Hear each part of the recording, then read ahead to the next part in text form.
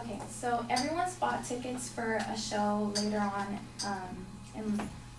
in the week that you're excited to see. So Quisenberry quotes, "The future is like the present, only longer." It's saying that even though you're living in the present, you're always doing stuff for the future. So you do this by when you're going to school, when you're growing up and developing skills, and when you're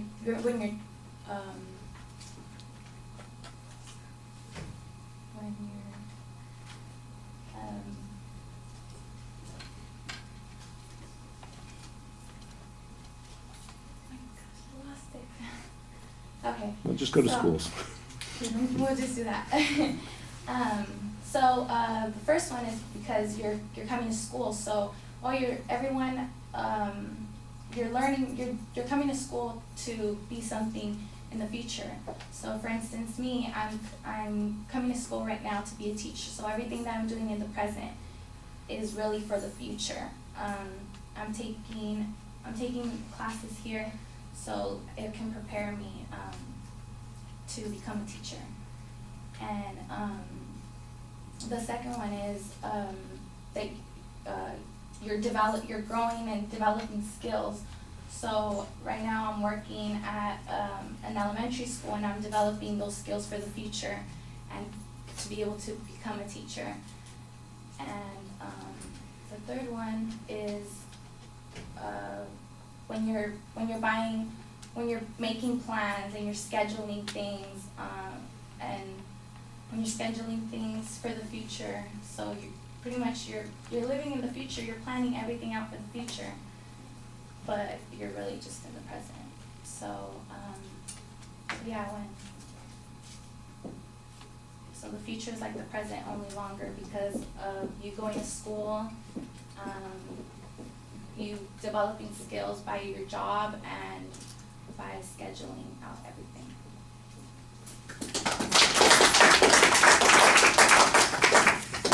No, don't put it back. You keep that. That's your souvenir for the day.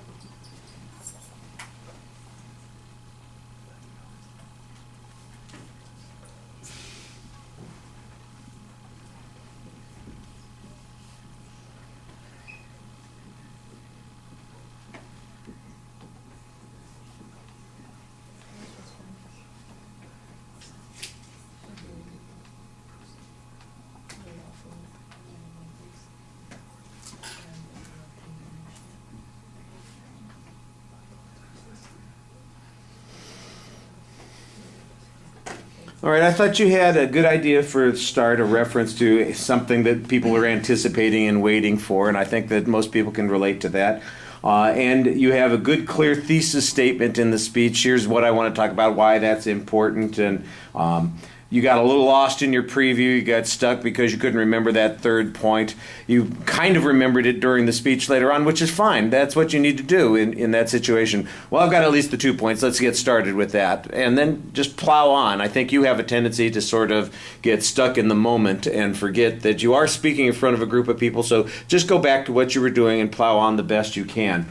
Your anxiety is coming out. You got nervous feet. You got your legs crossed, your ankles crossed. You uncross them, you step forward, and they're not purposeful kinds of steps. They are, like I said, the shuffling sort of nervous steps that you have. Your gestures, sometimes they're purposeful. They're connected to a point that you're making, or emphasizing something, or highlighting a particular point. But a lot of times it looks like it's also sort of the panic mode sort of thing, like, what am I doing? Where am I going?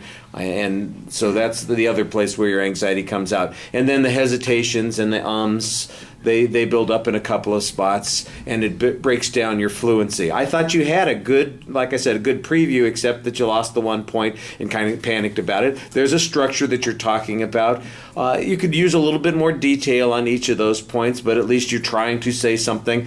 And at the end, you did come back with a summary of what you were trying to say. You did a good job summarizing it, but don't forget to tell us what the point was also. Did you give us the quote? I'm trying to remember if we actually got the quote. Okay, so make sure that you do that. All right, thank you.